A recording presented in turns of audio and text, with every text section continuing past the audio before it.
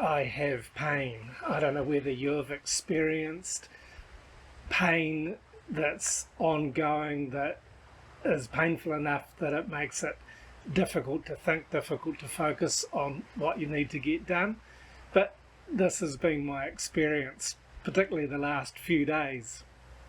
I've had poor sleep because of it. I've had interrupted plans because of it. I haven't been able to get into my garden, and this frustrates me no end because I just love to be in my garden for as many reasons as any. It's so therapeutic. And I've been taking some medication, and this just gives me brain fog. It fuzzes me out. It makes it even more difficult to think. Sure, it has some effect on the pain, but I really don't like the side effects. I don't like taking any strong form of medication. But you know what they say, no pain, no gain. My wife asked me how it was going at lunchtime, and I said I was really frustrated because I can't concentrate, I can't think, I want to get another video out, and she suggested to make a video about this pain that I'm experiencing. I've had gout now for about 15 years.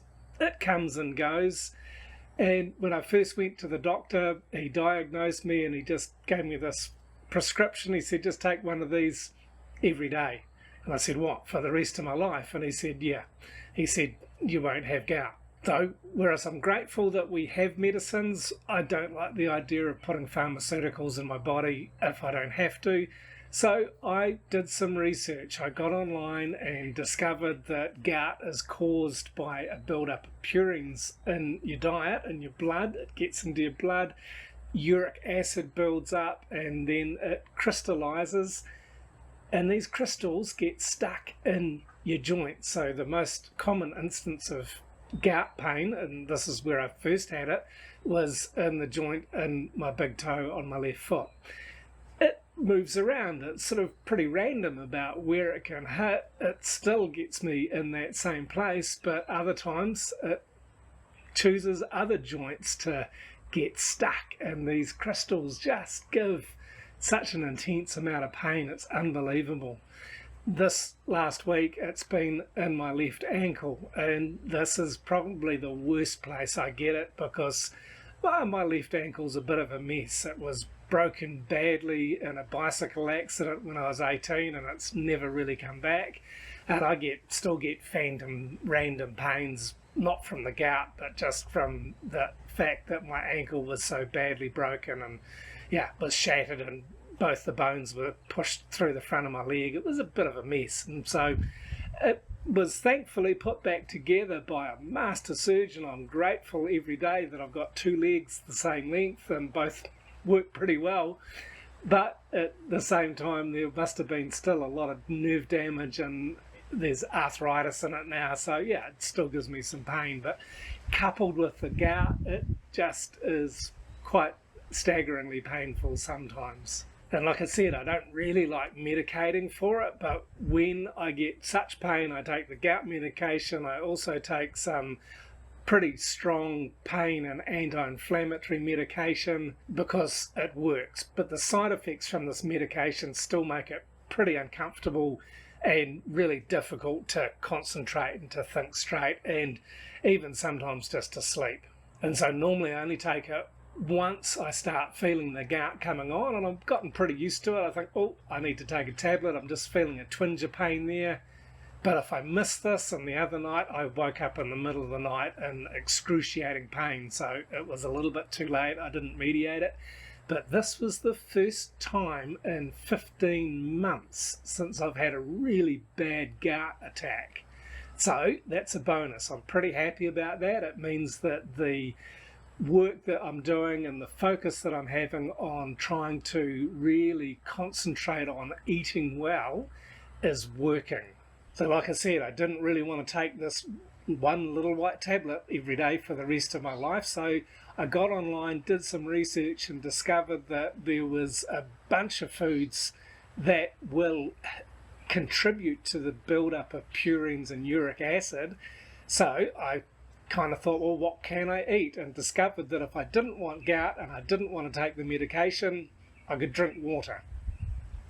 Anything else could contribute to this problem. So I also learned that it's different for different people. So I went through an elimination process of taking foods that I regularly ate out of my diet and then reintroducing them to find out what caused it.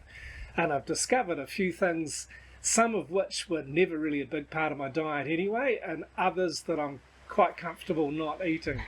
One of these was chicken, and I still eat some chicken, and it's not a really heavy contributor to the problem, so I can eat a meal with some chicken and it doesn't bother me.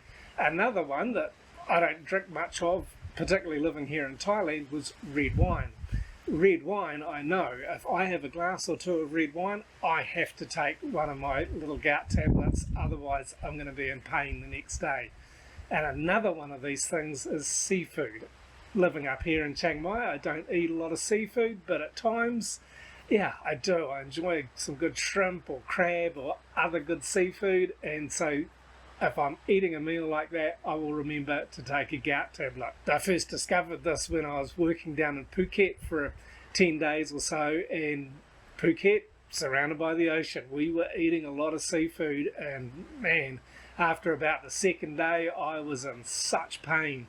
This was a long time ago. I was still getting used to this process of what to eat and what not to eat and what causes the gout, and so therefore I'm pretty careful about it. But it's not complete. I haven't figured out everything that causes this, and I think gout builds up over time, or the uric acid that crystallizes builds up over time and then forms a crystal. So some foods like red wine and seafood will have a pretty immediate effect. Other foods will just sort of build up over time, and I think that's what's just happened recently. And I know it's been about 15 months since my last bad gout attack, was because it happened just after I came back from New Zealand last time. So I thought, what's been in my diet since I've got back that I wasn't eating much of in New Zealand? And so I cut out eggs from my diet because I wasn't eating many eggs in New Zealand. I usually have a few eggs for breakfast and then sometimes in lunchtime or dinner as well. And then the other thing was that I'd eaten a bunch of potato crisps since I got back. Punter had bought some. You buy 3 for 1 at the supermarket sometimes, and I'd eaten 5 or 6 bags of Lay's potato chips since I'd come back, and some of them weren't potato chips, some of them were these other constituted things that I was not sure what's in them, but they've got flavouring, they're ultra processed food, and this is something else that I am really learning is not very good for us, so I've been cutting it out anyway. When I was in New Zealand, I was eating pretty clean, I wasn't eating processed food, introduced it when I came back, and so that's all gone, or most of it's gone from my diet now. And so this is part of just managing my diet, managing what I'm putting into my body, and being aware of the effect that it can have. And the other thing that I do is I take various herbs to help to reduce particularly the inflammation, because when I get gout, it really swells up the joint, or in this case the whole foot, and my whole ankle has been quite badly swollen.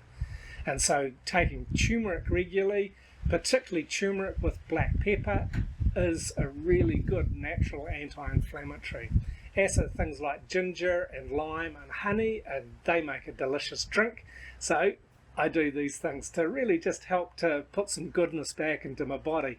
And living in this environment, it's something that we're really learning a lot more about and wanting to share about as we learn it and as we experience it. And in the last couple of years, I've also been enjoying taking some CBD oil that my wife makes, and this also helps as a natural anti-inflammatory. And so I want to share what's happening, what we're experiencing, and what I'm doing to try and alleviate the pain and trying to rid myself of getting gout too often. And it's really easy these days to have a lot of good information available. We've got a cell phone in our hands a lot of the time.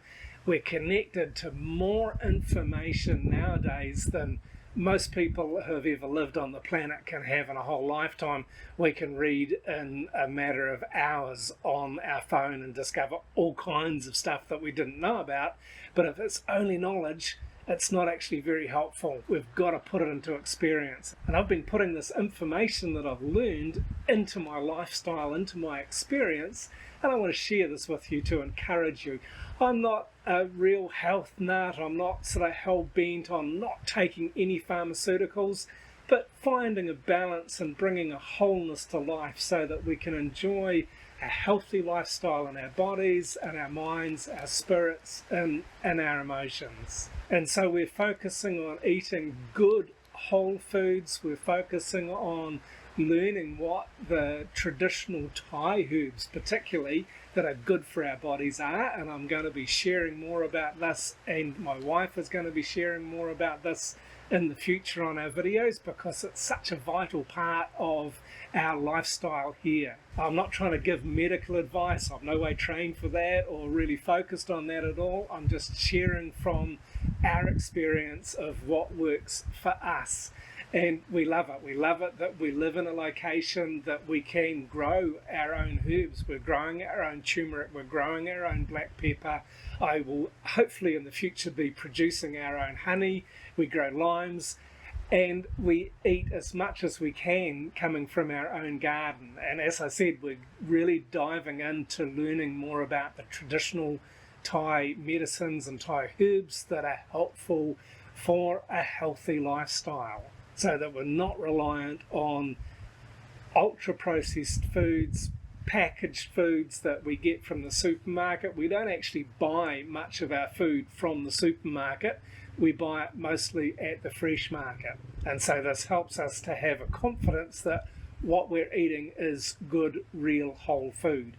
And so that really is the gain from the pain. If I hadn't experienced this gout pain, I would not have been so focused on my diet and eliminating the pain that I get. So the gain is that I've experienced a better lifestyle physically and spiritually and emotionally in a more holistic way, because I've had this experience of pain that I don't like. So doing my best to avoid it by eating healthily and incorporating herbal remedies into our diet along with the medication when it's necessary. So having a lesser dependence on pharmaceutical medication.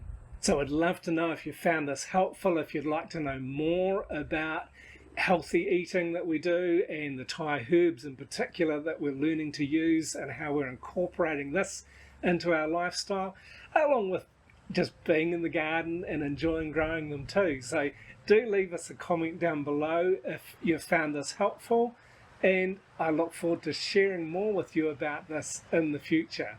And if you'd like to learn more about our lifestyle in northern Thailand, please check out this video here next. Thanks for watching.